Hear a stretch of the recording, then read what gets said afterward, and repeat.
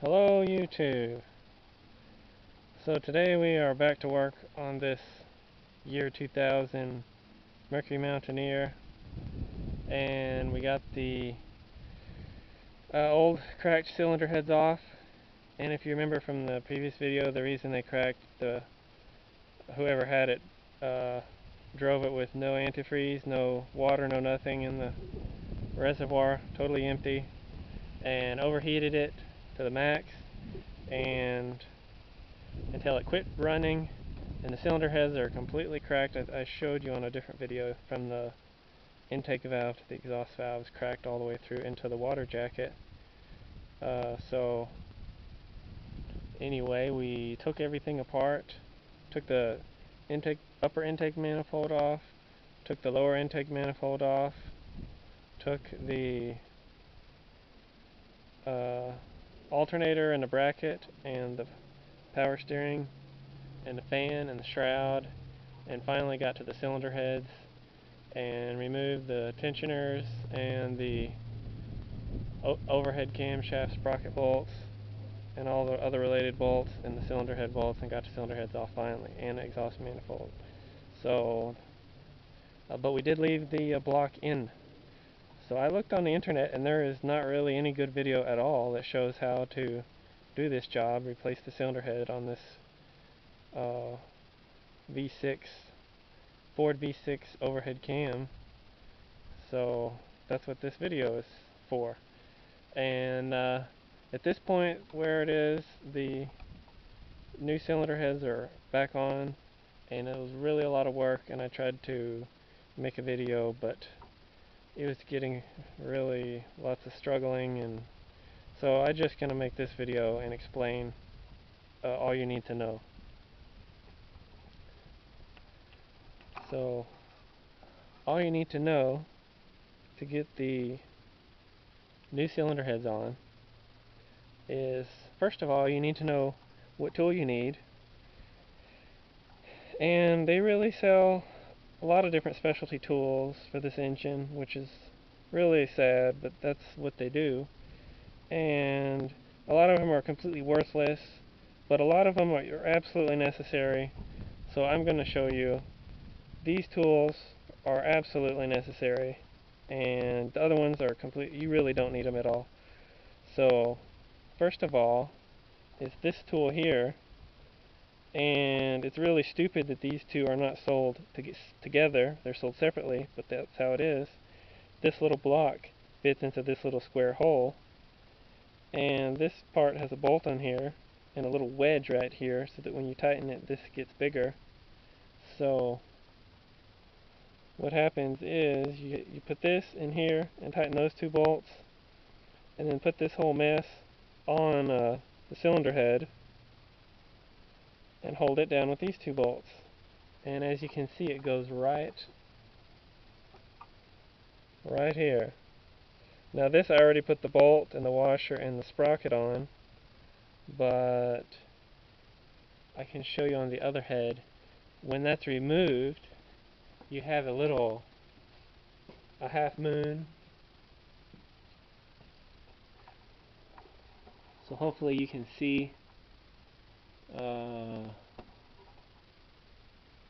or no, I'll show you on the other side. The other side you can see.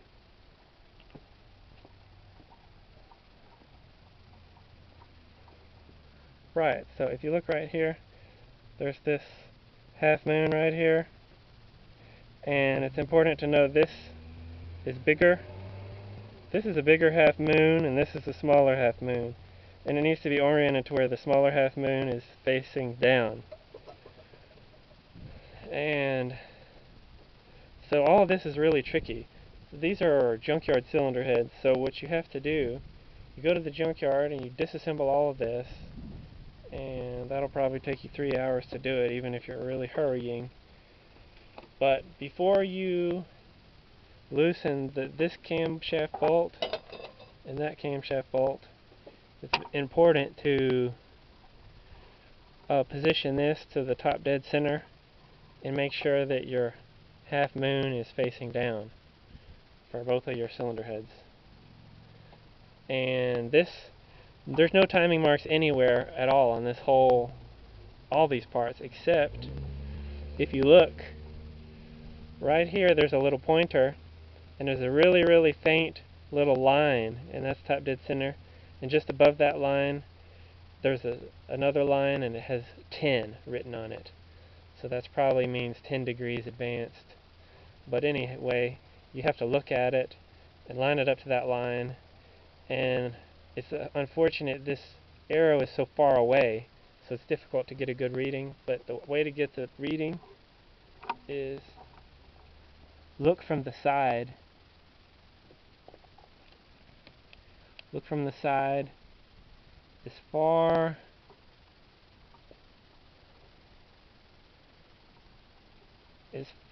as you can see, and then once you pass down here you can't see the tick mark anymore. So just go to, you can just barely not see it anymore, and look, and then that's how you know it's lined up, and line the mark up. And one last little tip. This has a skipped tooth. If you see all of these little teeth, I guess you can't, yeah, you can see it. The skipped tooth, that has to go perfectly vertically up this. So that's a double check the mark. But anyway, you're going to do that and unscrew all these Torx bolts to get the cylinder heads off at the junkyard, and flip it over and really hope there's not cracked either, because I had to take 3 pairs off, and the third pair was the one that was not cracked. So maybe it's just a common problem with this.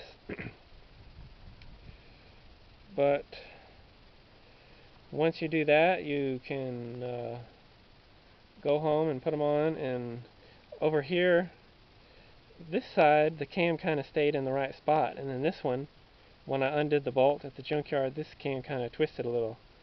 But at least it's kind of close because I did the marks.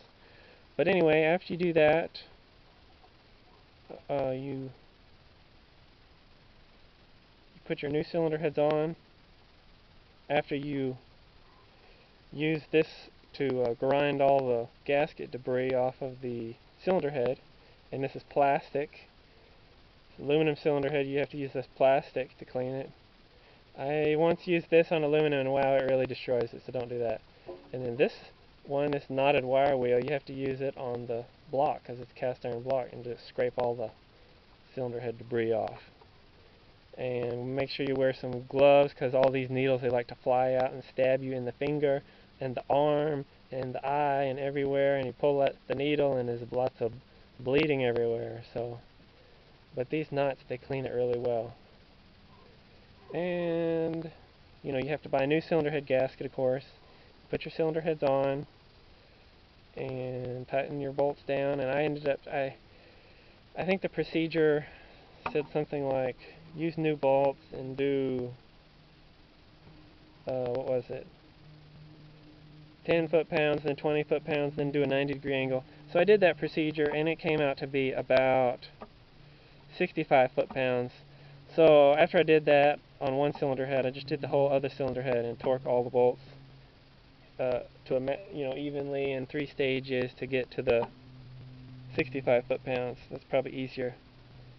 And I just reused the old bolts.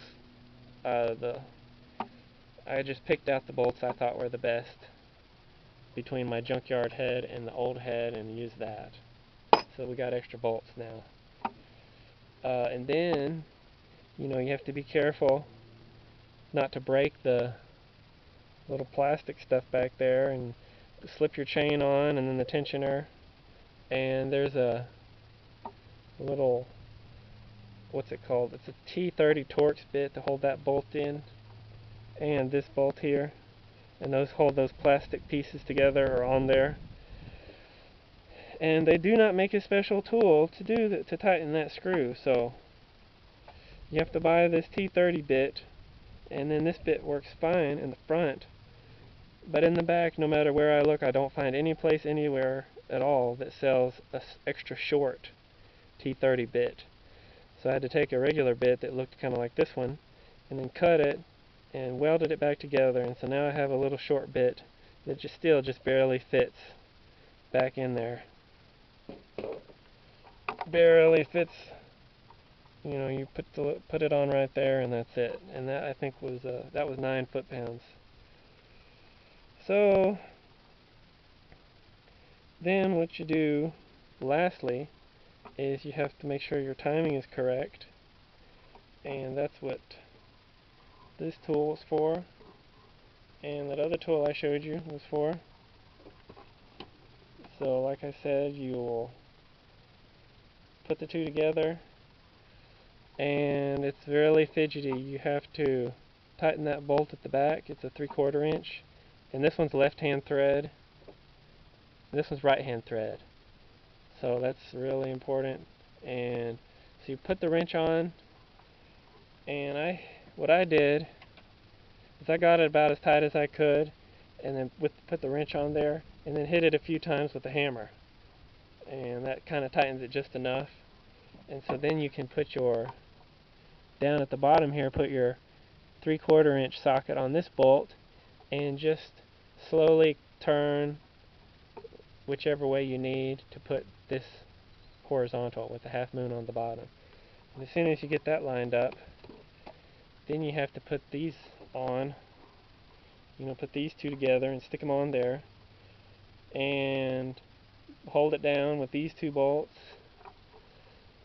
in those two holes, and then lastly tighten this bolt down, which will expand this into the hole. And luckily it only fits one way, so you can't really put this on backwards, this piece, and tighten it pretty good. And this, I think, was you can use 11/16 or a 17 millimeter, and then it'll hold it. And then you use your hammerhead and your wrench or whatever you want and loosen this left-hand threaded bolt again, and then put this back to top dead center, like I mentioned earlier, with the timing mark looking way over from the angle. And then proceed and tighten this bolt as tight as you can get it without, well, you know, with the wrench or whatever you have. And then you really have to have this tool, and this tool, it doesn't work. If you removed this whole motor out, you could not use this tool, but like I said, we did it in the car. But the problem with this tool is this socket keeps falling off.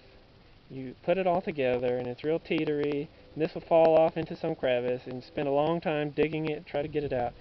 And there's nothing, it doesn't even have a little clip or a snap or anything. So I just held it together and did a weld right there, weld these two together. So I wish they had made it that way from the beginning, but they didn't. And then you stick it on there and you tighten it. So to tighten, would it be, let's see, let me think. It'd be like that. So you stick it on there. Yeah, you stick this on there and then tighten it like that. You can stick the torque wrench on there, and I figured 60 foot-pounds or 55 works well. I remember the manufacturer says to do 63 foot-pounds, but I think that's because the bolts are dry, and I'm reusing the old bolts, and they have a little oil on them, so I better do it a little bit less, do 50 or 55, and that works fine. So then at that point you did one camshaft. Now you have to do the same procedure on the other camshaft. So you attempt to put this on, and it almost fits but not quite. So what you got to do is take your wrench and put it on there.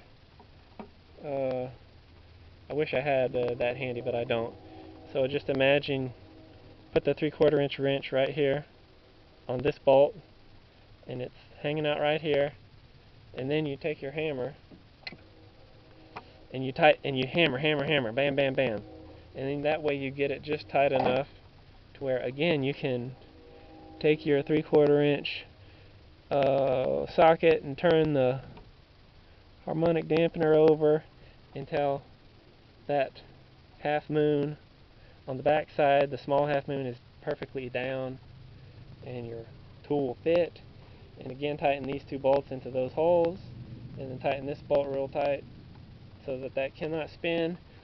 And then loosen this bolt and then put this back timing to the tick mark number 1 top dead center.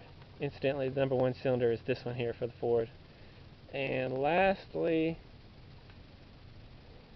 retighten this bolt. So you got to tighten it and then spin the motor to get this oriented, then put your holding tool on, then loosen your bolt, then resituate this part down here to the correct timing, and then finally everything's timed correctly but your bolt's still loose and you got to tighten this bolt. So the reason for all this agony is inside of here. There's no wood drift key, no dowel pin, no nothings. They just made it this way, and it's like that on both of those.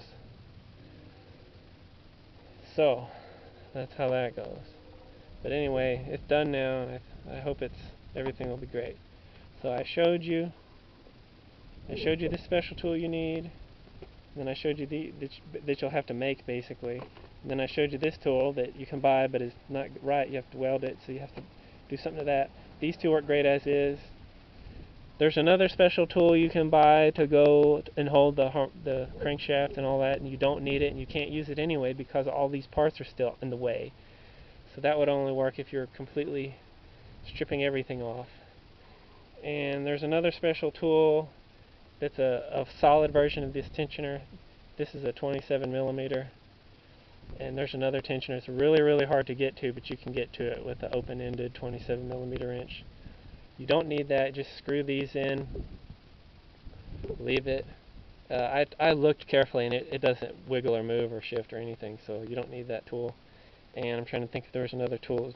Oh, yeah, there's another nonsense tool. I think that it clamps on the backside, and it's supposed to, theoretically, the gear could shift slightly when you're tightening this bolt and put an irregular tension on the chain or something, even though the cam is completely held rigid and you're holding your crankshaft rigid when you tighten this bolt. But they thought anyway, you don't need that tool. There's another special tool that goes into these pegs and holds this extra steady. Don't need that tool. All you need is these here. That's it. And this was really handy because it had both sides. This was from AutoZone, maybe $18. And the last two special bits you need, this is a T55. So you need that. That's for all the cylinder head bolts. It's 4 per cylinder. And then there's two really hard to find bolts. This is a E12. It's a backwards Torx. And do these fit? Hey, look at there. They fit together. So you can use that as a test. Oh, I don't know if I have the correct. Well, if you know one's correct and the other you don't remember, just stick them together, and if they fit, then that's the right sizes. But these two E12 bolts are, it's hidden down in here, and there's two of them. So, and lastly, I already told you how to clean the cylinder head.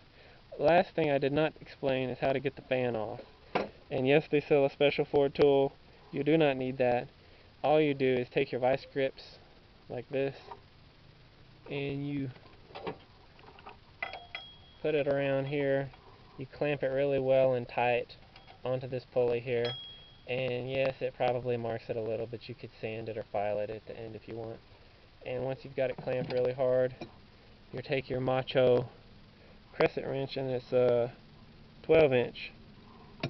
And it fits on the fan there. See how that's got 2 bolts in it and 2 bolts out? Well, you do have to take 2 bolts out and leave 2 in. You take 2 bolts out so this has room to fit, but you leave 2 bolts in because it's nonsense to take those out. They can stay. So anyhow, you just put this here, and it's a regular thread, it's not left-hand thread, and hit it really hard on a back end with a hammer, and then that fan will come loose. So